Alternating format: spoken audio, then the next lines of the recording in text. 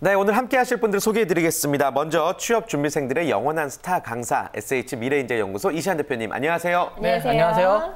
2014년엔 참 즐거웠고요. 2015년엔 더 즐겁길 바랍니다.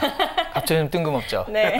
오늘 2014년의 마지막 날이라 제 출연이 뭔가 좀 그런 걸 물어볼 줄 알아서 준비를 하는데 안 물어보시길 그냥 했습니다. 이시안입니다. 네, 새해 복 많이 받으시고요. 네, 미리 많이 받으시고요. 네. 자, 그리고 오늘 또 반가운 얼굴이 오랜만에 나와줬습니다. 중앙대학교 공예학과 김설 학생 함께합니다. 어서 오세요. 안녕하세요. 안녕하세요. 중앙대학교 공예학과를 졸업한 취업준비생 김설입니다. 네. 오늘 오랜만에 나왔는데요. 그쵸. 세 분 다 너무 젊으시신 것 같아가지고 놀랐어요. 우리 원래 젊어요.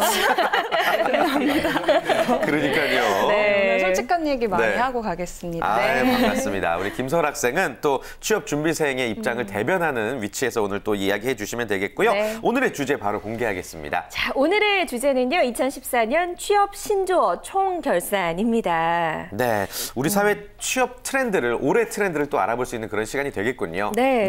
올해 상당히 많은 신조어들이 등장했습니다. 특히 취업과 관련된 신조어들 계속해서 쏟아져 나왔는데요. 이렇게 다양한 취업 신조어가 유행하게 된 이유부터 좀 짚어볼까요? 일단 가장 첫 번째 이유는 그만큼 취업이 어렵기 때문에 관심이 집중됐다라는 거고요. 두 번째 이유는 SNS를 제일 활발하게 사용해서 딱 컴퓨터 앞에 앉아있는 친구들이 취준생들이라는 거죠. 그러다 보니까 이제 그런 부분들이 빨리빨리 좀 이렇게 회자되는 부분도 있고 해서 다른 어느 때보다도 가장 그 신조어도 많고 그 좀 재밌기도 하지만 씁쓸한 것도 많았던 그런 신조어들이 이번 연도에 좀 많았던 것 같습니다. 네. 좋습니다. 그렇다면 본격적으로 어떤 신조어들이 있었는지 저희가 10개를 한번 추려봤거든요. 네. 한번 살펴보겠습니다. 자, 먼저 취업 신조어 10위에 올라 있는 것부터 살펴보도록 하겠습니다. 네. 잉글리시 푸어. 이 얘기는 이제 뭐 각종 푸어들이 난무하면서 많은 분들 들어보셨으리라 생각이 됩니다. 잉글리시 푸어. 그래도 모르는 분들을 위해서 의미 짚어주실까요? 네, 혹시 뭐 하우스 푸어나 렌트 푸어 이런 거 많이 들어봤잖아요. 네. 그래서 언제쯤에 우리는 또 그 하우스 리치, 뭐 잉글리시 리치 이런 말을 좀 들어볼지 모르겠지만 그러게요. 항상 이제 좀 결핍된 건데 지금 잉글리시 푸어라는 게 결국 잉글리시 때문에, 그러니까 영어 때문에 가능하게 됐다는 얘기거든요.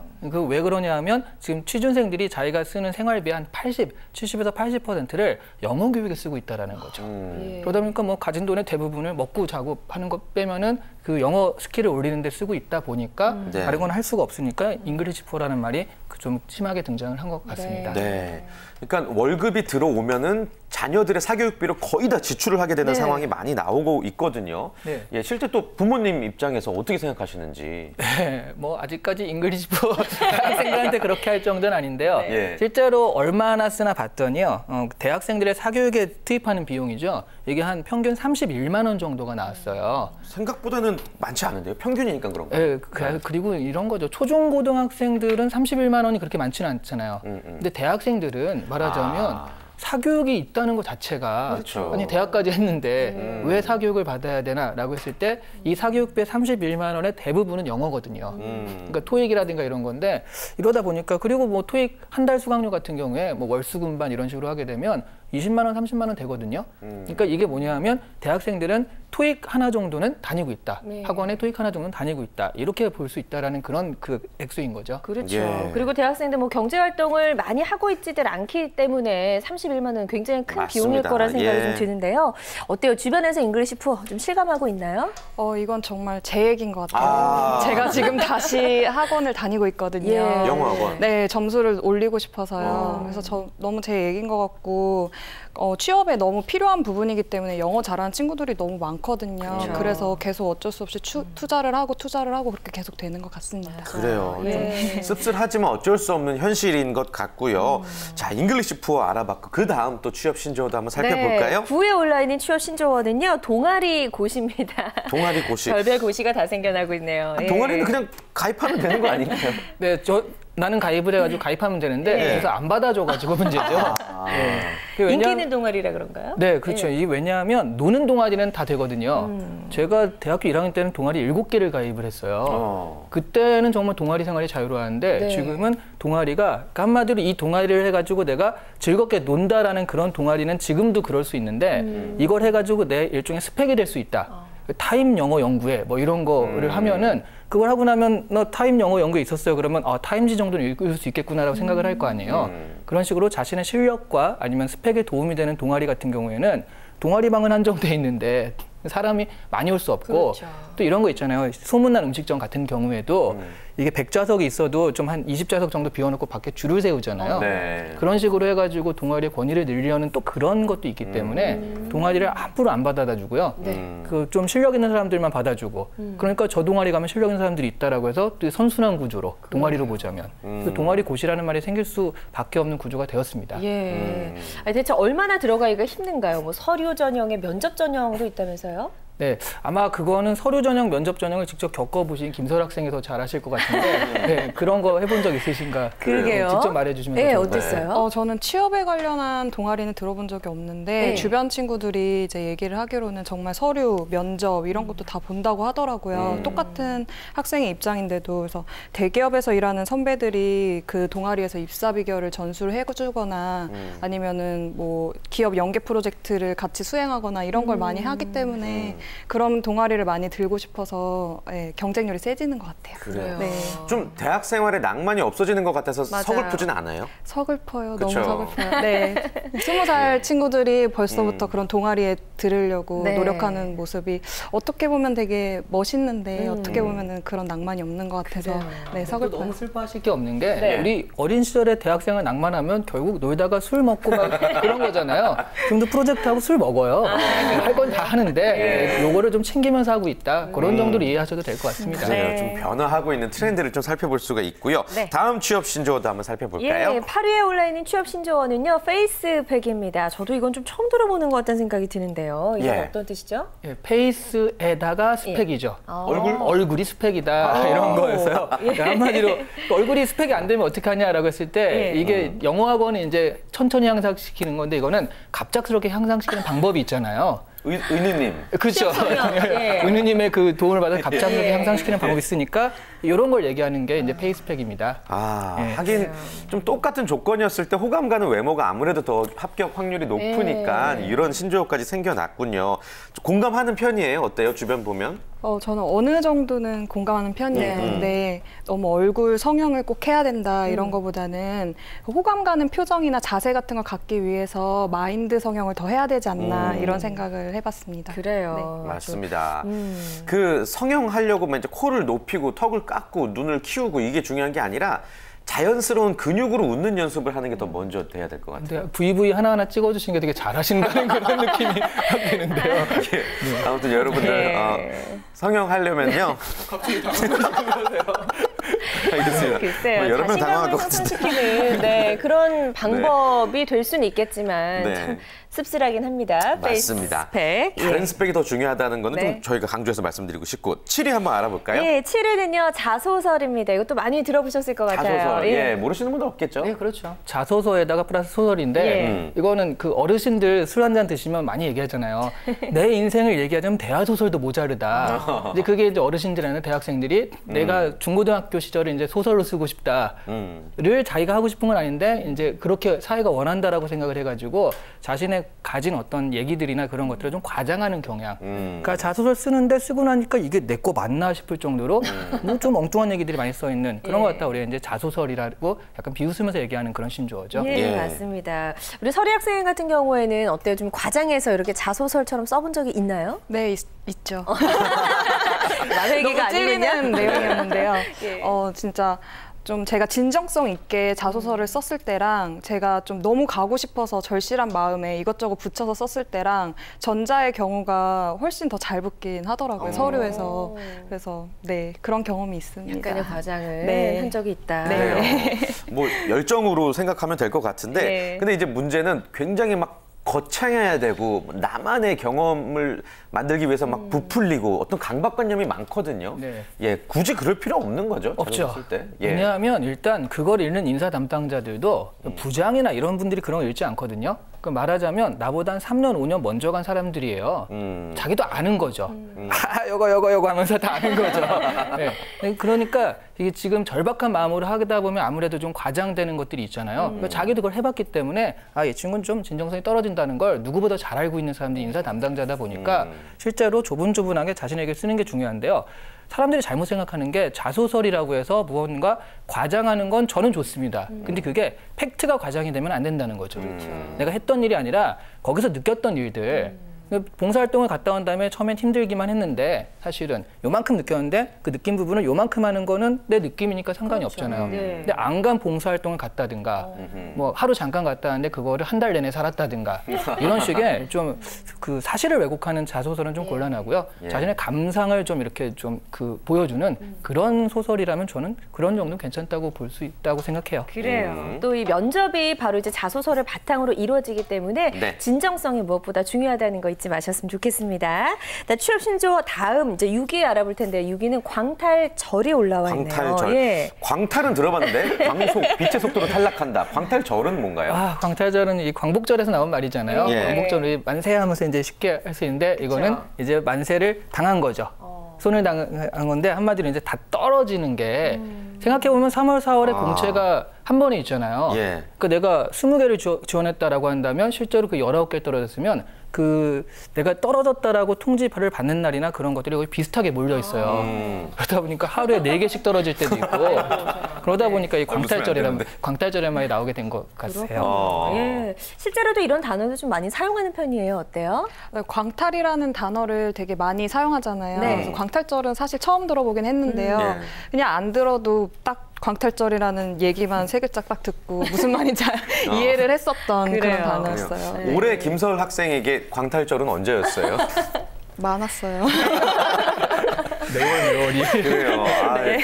광탈절이란 참 어떻게 보면 기발한 표현이기도 한데 씁쓸하기도 합니다. 예, 광탈절에 울고 있었던 우리 학생들에게 좀 한 말씀 해주시죠. 네, 이게 그렇죠. 가령 우리가 광복절날 광복을 맞이하기 위해서 우리 희생도 되게 많이 컸었잖아요. 그렇게 생각하시면 될 것 같아요. 취업 준비를 위해서 가다가 떨어질 수밖에 없는 거고 비슷하니까 광탈절도 나한테만 있는 게 다 같이 있을 수밖에 없는 거거든요. 한 번 했는데 한 번에 붙었다. 그런 사람은 거의 없다라고 보시면 되니까 광탈절이 많은 날이 있어야지 그다음에 이제 정말 광복의 날이 올 수 있다. 광복절을 맞이할 수 있다. 이렇게 보시면 될 것 같습니다. 야, 또 멋지게 마무리해 주셨네요. 네, 반드시 겪어야 되는 과정인 거고요.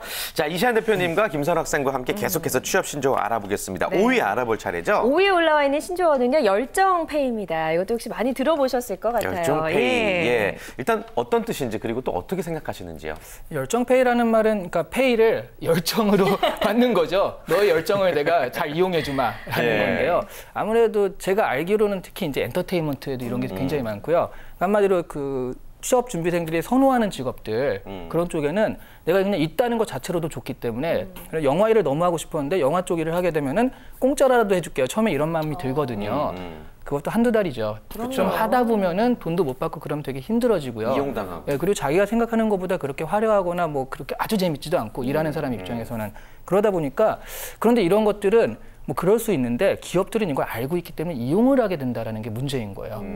그래서 1, 2개월, 3, 4개월 잠깐 와가지고 일해라. 대신 무보수다. 이런 걸 하게 해주마라고 해서 그러면 또 되게 열심히 일하게 되는데 그렇게 열심히 일했을 때 3, 4개월 있다가 그러면 잘하면 우리 진짜로 이제 한번 정직원으로 전화를 고려해 봅시다가 아니라 그동안 수고했으니까 어디 가서든 잘하길 바라게 이러면서 보내는 것이 또 새로운 사람 뽑고 또 3, 4개월 버티고 이런 것들이 반복되다 보니까 취준생들은 열정페이라는 말로 좀 자주 섞인 말을 하게 됐습니다. 열정페이. 열정페이 좀 안 좋은 이야기인 것 같은 생각이 말도 안 되는 얘기죠, 사실은. 예. 주변에 혹시 열정페이를 받으면서 일하는 친구들 있을까요? 네, 좀 많이 들어봤던 것 같아요. 저희 기업 입장에서는 사회 초년생인 저희들에게 상응하는 월급이라고 생각을 하겠지만 제 친구들을 보면은 보통 이제 취업 시장이 너무 어렵다 보니까 기본 스펙 4, 5개 정도는 많이 다들 갖고 있잖아요.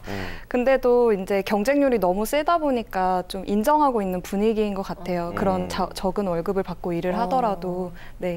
어쩔 수 없다. 뭐 그렇게 생각하시는 것 같은데 기업에 대해서 좀 하고 싶은 말 없으세요? 열정페이란 이름으로 우리의 노동력을 착취하고 있는 기업에 대해서. 뭐 취준생한테 너무 부탁을 지금 하시는 것 같은데. 말을 잘못하면 취직이 안 되는. 그래요. 제가 대신해서 말씀드리겠습니다. 그러면요. 예, 열정페이 정도껏 하세요. 예, 여기까지만 말씀드리겠습니다. 자, 4위 한번 또 알아볼까요? 예, 취업 신조어 4위는요. 이케아 세대입니다. 예, 이것도 좀 씁쓸한 내용이에요. 예, 어떤 뜻이죠? 이케아 하면은 이번에 또 여러 가지고 화제가 많이 됐는데 그게 왜냐하면 사람들이 너무 많이 살 것 같은 거죠. 장점이 분명하거든요. 가격이 싸요. 근데 세련됐어요. 그러니까 정말 괜찮고 세련되는데 가격이 싸다. 그러다 보니까 이제 이케아라는 게 어떻게 됐냐면 학생들이나 취준생들의 스펙이라든가 능력들은 지금 어느 때보다도 높거든요. 네. 영어도 잘하고 중국어도 하고 그런 식으로 그런 건 높은데 실제로 언제든지 대체할 수 있는 이런 정도 사람은 많으니까 라고 하다 보니까 다른 거가 아니라 한마디로 내가 굉장히 고스펙이지만 그거 자체도 대체가 되게 쉽다라는 측면에서 이케아 세대라는 말을 많이 하는 것 같습니다. 어때요? 본인도 좀 이케아 세대의 한 사람으로서 이런 단어에 대해서 어떻게 생각해요? 너무 일단은 많이 안타깝죠. 근데 저희 좋은 친구들이 정말 좋은 능력을 가진 친구들이 정말 많은데 이렇게 가구에 빗대어져서 설명해야 되는 게 조금 안타까운데요. 앞으로는 좀 보물 세대라는 말로 저희 세대들이 이렇게 표현되는 날이 빨리 왔으면 좋겠습니다. 네. 좋습니다. 보물 세대라는 말 또 취업 신조어로 새로 탄생하길 바라겠고요. 또 3위 알아볼 차례죠? 예, 3위는요. 돌취생 이퇴백입니다. 기발하네, 진짜. 돌취생은 이제 뭐 돌아온 취업준비생이라고 좀 우리가 알고 있는데 이렇게 돌취생들이 늘고 있는 이유부터 좀 짚어볼까요? 그 설문조사를 보니까 보통 한 60% 이상이 첫 직장을 15개월 안에 그만둔다라는 게 있거든요. 그러니까 일단 취업이 되더라도 이 중에 반 이상은 내년에는 또 다른 걸 하고 있다. 아니면 다시 이제 취업 준비를 하고 있다라고 볼 수 있는데 그게 왜냐하면 일단 자신이 이제 대기업을 노리다가 대기업에 갔을 때 실제로 정말 원하는 대기업에서 정말 원하는 일을 하게 되는 경우는 거의 없거든요. 들어가더라도 좀 다른 일을 한다거나 또 들어가서 보니까 내가 생각한 일이 아니거나 그런 사람들도 나오고요. 그리고 대기업에 못 가고 일단 중소기업에 들어가고 보자라고 했던 사람들도 생각했던 것도 너무 다르니까.